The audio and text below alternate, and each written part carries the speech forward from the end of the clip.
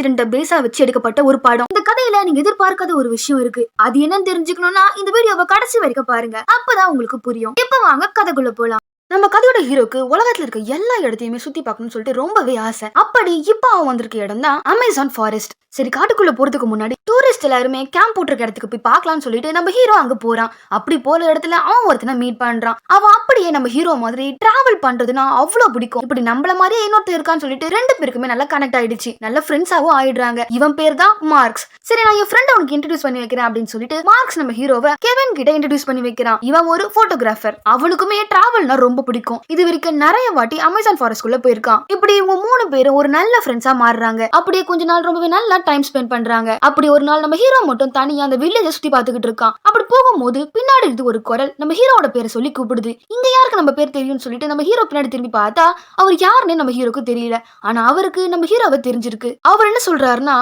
உனக்கு இந்த Amazon forest குள்ள போகணும் தானே, உனக்கு அது உள்ள போறதுக்கு ரொம்பவே ஆர்வம்னு எனக்கு தெரியும், உனக்கு வேணா என்னால ஹெல்ப் பண்ண முடியும். அது மட்டும் இல்லாம அந்த காட்டுக்குள்ள ஆதிவாசிகள் நிறைய பேர் இருக்காங்க, நீ மட்டும் ஓகே சொன்னா உன்னை அதுக்குள்ள கூட்டிட்டு போறதுக்கு நான் கேரண்டி அப்படின்னு சொல்லிட்டு சொல்றாரு. இவர் யாரு, எதுக்கு நம்ம கிட்ட வந்து பேசுறாரு, நம்ம பேர் எப்படி இவருக்கு தெரியும் அப்படின்றது எதையுமே யோசிக்காம நம்ம ஹீரோக்கு இருந்த ஆர்வம் அவர் கண்ணை மறைச்சிடுது. அதனால வரதுக்கு ஓகேன்னு சொல்லிடுறாரு. அந்த மர்மமான நபரை பாக்குறதுக்காக அடுத்த நாளே அவங்க ஃப்ரெண்ட்ஸை கூட்டிட்டு போறாரு. அப்ப அந்த மர்மமான நபர் ஒரு மேப் எடுத்து காட்டுறாரு.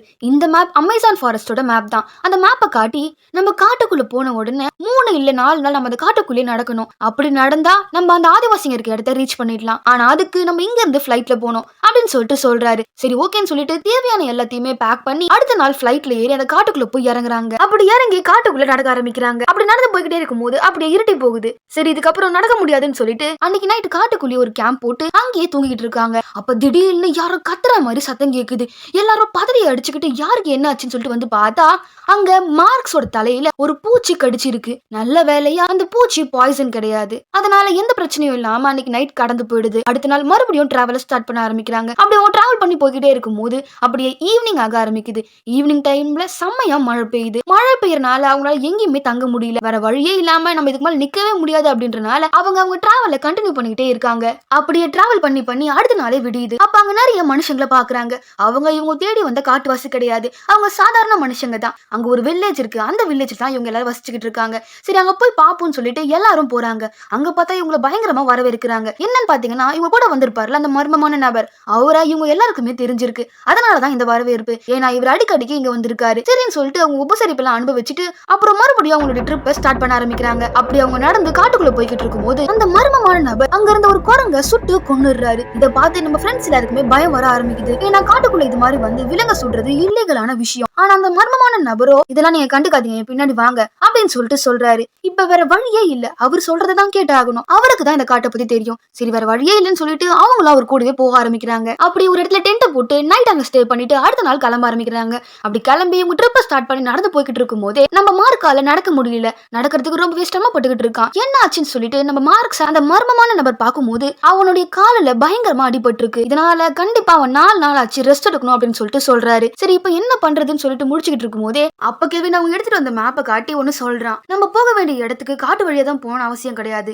ஏதோ இப்படி தண்ணியில நம்ம படகு வழியா போனா கூட நம்மளால ஈஸியா போயிட முடியும், இன்னுமே சீக்கிரமா போக முடியும் அப்படின்னு சொல்லிட்டு சொல்றான். இதை கேட்ட அந்த மர்ம மனுஷரோ, இல்ல அது ரொம்ப ஆபத்தான வழி, அந்த வழியில போனா என்ன வேணா ஆகலாம். ஆனா இது எதையுமே கேட்காம கெவினும் ஃப்ரெண்டும் கண்டிப்பா அங்க போய் தான் ஆகணும் அப்படின்னு சொல்லிட்டு சொல்றாங்க. இவரும் வேற வழியே இல்லாம சரி ஓகேன்னு சொல்லிடுறாரு. அப்புறம் எல்லாரும் சேர்ந்து மரத்தை வச்சு ஒரு கட்டு மரத்தை ரெடி பண்றாங்க. அப்படி ரெடி பண்ணிட்டு இருக்கும் போதே கெவினோட கையில ஒரு எறும்பு கடிச்சிடுது. உடனே அவன் வலி தாங்க முடியாம பயங்கரமா கத்துறான். அப்ப அந்த மர்ம மனிதர் என்ன சொல்றாருன்னா, இது ரொம்பவே பயங்கரமான எறும்பு, இது பேர் ஃபயர் ஆண்ட், இது கடிச்சதுன்னா உயிர் போற அளவுக்கு வலிக்கும் அப்படின்னு சொல்லிட்டு சொல்றாரு. அதுக்கப்புறம் கட்டு மரத்தை ரெடி பண்ணிட்டு எல்லாரும் அதுல ஏறி போக ஆரம்பிக்கிறாங்க. முதல்ல எல்லாமே நார்மலா தான் போய்கிட்டு இருந்தது. ஆனா கொஞ்ச நேரத்துல தண்ணியோட வேகம் அதிகரிக்க ஆரம்பிக்குது. அந்த படகு அவங்க கட்டுப்பாட்டை மீறி போய்கிட்டே இருக்கு. கெவின் ஒன்னு சொல்ல இந்த மர்ம மனிதர் வேற ஒன்னு சொல்றாரு. இப்படியே அவங்களுக்குள்ள ஒரு சண்டை வர ஆரம்பிக்குது. இதுக்கப்புறமே இப்படியே விட்ட வேலைக்கு ஆகுதுன்னு சொல்லிட்டு கஷ்டப்பட்டு அந்த படகை கரைக்கு கொண்டு வந்து சேர்த்துடுறாங்க. அப்ப அந்த மர்ம மனிதர் சொல்றாரு, இங்க பாருங்க, நீங்க என் பேச்சை கேட்கவே மாட்டீங்க, இதுக்கு மேலேயும் உங்க கூட வரதுக்கு எனக்கு விருப்பம் இல்ல, வாங்க மறுபடியும் வந்த இடத்துக்கு போயிடலாம் அப்படின்னு சொல்லிட்டு சொல்றாரு. ஆனா கெவின்க்கும் நம்ம ஃப்ரெண்டுக்கும் திரும்பி போறதுல விருப்பம் இல்ல. அப்ப மார்க் சொல்றான், இந்த காட்டை பத்தி நிறைய தெரிஞ்சவர் அந்த மர்ம மனிதர், அவரு கூடயே போறதா நல்லதுன்னு நினைக்கிறேன், எனக்கு கால் இது வந்தாலும் பிரச்சனை இல்ல, நான் எப்படி அட்ஜஸ்ட் பண்ணி போயிடுவேன் அப்படின்னு சொல்லிட்டு சொல்றான். அடுத்த நாள் 2 டீமா பிரிஞ்சு காட்டுக்குள்ள மர்ம நபரும் மார்க்ஸும் போறாங்க. படகுல நம்ம ஹீரோவும் கெவினும் போறாங்க. இப்படி இவங்க பார்த்த 2 பக்கமா பிரிய ஆரம்பிக்குது. இந்த பக்கம் நம்ம ஹீரோவும் கெவினும் படகுல நல்லா தான் போய்கிட்டு இருக்காங்க. திடீர்னு தண்ணியோட வேகம் ரொம்பவே அதிகரிக்க ஆரம்பிக்குது. அந்த ஃபோர்ஸ் தாங்க முடியாம அவங்க படகு உடைய ஆரம்பிக்குது. அவங்க அப்படியே அடிச்சுக்கிட்டு தண்ணியோட தண்ணியா போறாங்க.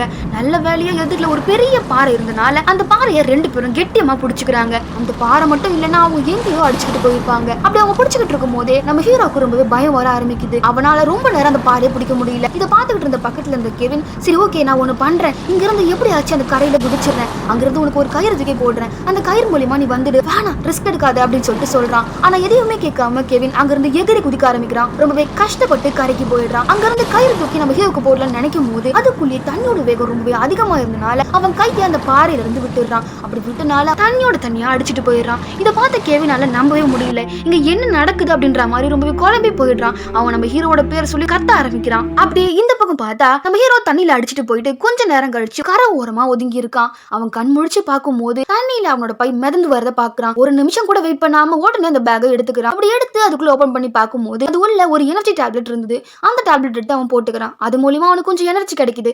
சரி நம்ம போய் நம்ம ஃப்ரெண்ட் தேடுவோம்னு சொல்லிட்டு காடு ஃபுல்லா தேட ஆரம்பிக்கிறான். ஆனா எங்கேயுமே கெவினையும் காணோம், மத்த யாரையுமே காணோம். சரி இப்ப என்ன பண்றதுன்னு யோசிக்கும் போது அவன் பேக்ல ஒரு மேப் இருக்கு.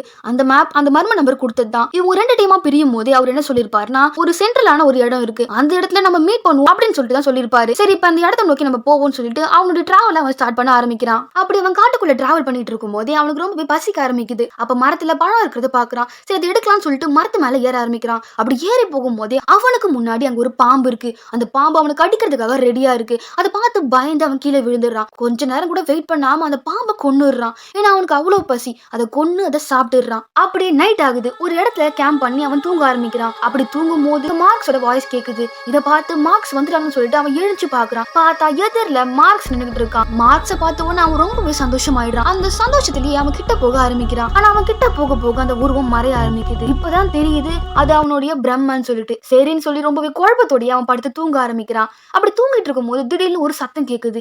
என்ன சத்தம், ஏதாச்சும் விலங்கு வந்துடுச்சான்னு சொல்லிட்டு அவன் எழுந்து பாக்குறான். ஆனா அவன் எதுவுமே இல்ல. அப்ப அவன் டக்குன்னு ஒரு விஷயம் யோசிக்கிறான். என்னன்னா அவங்க கிட்ட இந்த ஒரு ஸ்ப்ரே எடுத்து அதுக்கு முன்னாடி லைட்டரை வச்சு அந்த ஸ்ப்ரேயை அடிக்கிறான். அப்படி அடிக்கும் போது அந்த ஸ்ப்ரே முன்னாடி பயங்கரமா பரவ ஆரம்பிக்குது. அப்ப அங்கிருந்த விலங்கு அங்கிருந்து தெரிச்சு ஓட ஆரம்பிக்குது. அப்புறம் சரி ஓகேன்னு சொல்லிட்டு நைட்டு படுத்து தூங்க ஆரம்பிக்கிறான். அப்படியே காலையில விடியுது. காலையில நம்ம ஹீரோ எழுந்துக்கும் போது அவன் தலை பயங்கரமா வலிக்க ஆரம்பிக்குது. அவன் தலைக்குள்ள ஏதோ ஊறுற மாதிரி இருக்கு.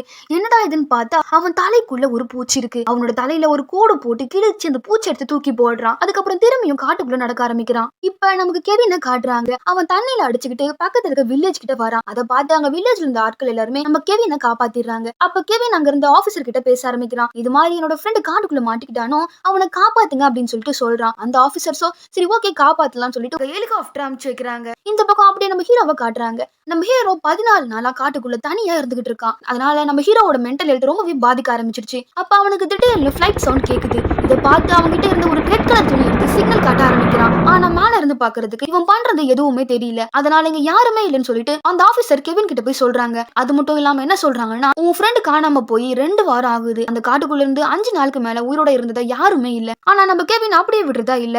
என் ஃப்ரெண்டு உயிரோட தான் இருக்கான்னு சொல்லிட்டு எனக்கு ஒரு நம்பிக்கை இருக்கு அப்படின்னு சொல்லிட்டு சொல்றான். அப்ப என்ன பண்றான்னா அந்த வில்லேஜ்ல இருக்க இன்னொருத்தர பாக்குறான். அவருக்கு இந்த காட்டை பத்தி நல்லாவே தெரியும்னு சொல்லிட்டு சொல்றாரு. சரி இதுக்கு மேலே வெயிட் பண்ண கூடாது, இவங்க யாரையும் நம்பினா வேலைக்கு ஆகுதுன்னு சொல்லிட்டு அவரை கூட்டிட்டு காட்டுக்குள்ள போக ஆரம்பிக்கிறான். அப்படி இந்த பக்கம் நம்ம ஹீரோவை காட்டினா அவனுடைய மென்டல் ஹெல்த் ரொம்பவே பாதிச்சிருச்சு. அப்ப அங்க ஒரு காட்டுவாசி பொண்ணு இருக்க மாதிரி அவனுக்கு தெரியுது. அவளை பார்த்து இவன் பயந்து போயிடுறான். அந்த பொண்ணு இவனை பார்த்து பயந்து போயிடுது. அப்ப அவன் என்ன சொல்றான்னா, என்னை பார்த்து நீ பயப்படாத, இவ்வளவு நாள் நான் தனியா இருந்தேன், இப்பயாச்சும் பேச்சு துணைக்கு நீ இருக்கியே அப்படின்னு சொல்லிட்டு அந்த பொண்ணு கிட்ட சொல்றான். அப்படியே காலையில விடியுது. காலையில பார்த்தா அந்த பொண்ணு இல்ல.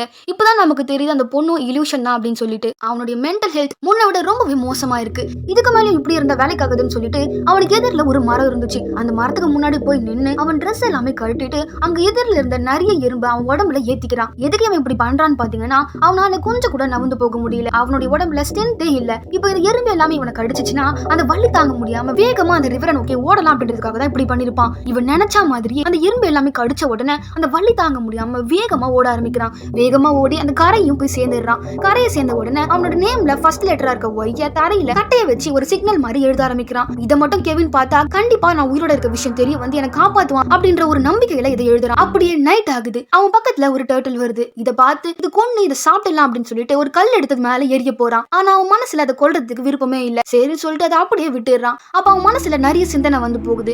என்னன்னா இதுக்கு மேலே நம்ம உயிர் பழைக்கிறதுக்கு வாய்ப்பே இல்ல, நம்மள தேடி யாரும் வரமாட்டாங்கன்னு நினைக்கிறேன், நம்ம இப்படியே செத்துருவோம் போல இருக்கு அப்படின்னு நினைச்சுக்கிட்டே அப்படியே தூங்கிடுறான். அப்படியே காலையில விடியுது. இப்ப நமக்கு கெவினை காட்டுறாங்க. நம்ம ஹீரோ இருக்க அதே இடத்துக்கு போட் எடுத்துக்கிட்டு வரான். அங்க வந்து நம்ம ஹீரோ எழுதி வச்ச அந்த ஒய் சிக்னலையும் பாத்துறான். இதை பார்த்துட்டு ரொம்பவே சந்தோஷப்பட ஆரம்பிக்கிறான். அதனால சுத்தி எல்லா இடத்துலயுமே தேட ஆரம்பிக்கிறான். ஆனா அங்க எங்கேயுமே நம்ம ஹீரோ இல்ல.